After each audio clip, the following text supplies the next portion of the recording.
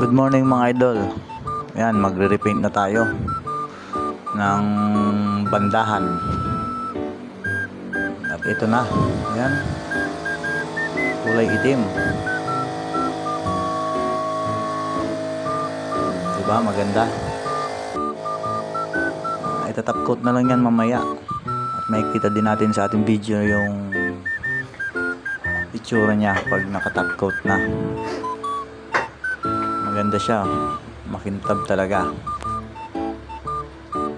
Hindi lang basta agad makatop coat kasi nga dahil sa hindi masyado mainit. Yan, hinahanda na ng papa ko yung pan top coat.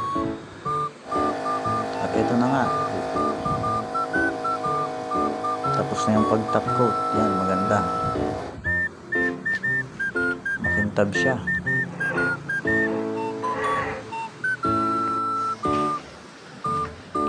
At yan yung sanipa niya, hindi pa napapinturahan. Yan ang sunod.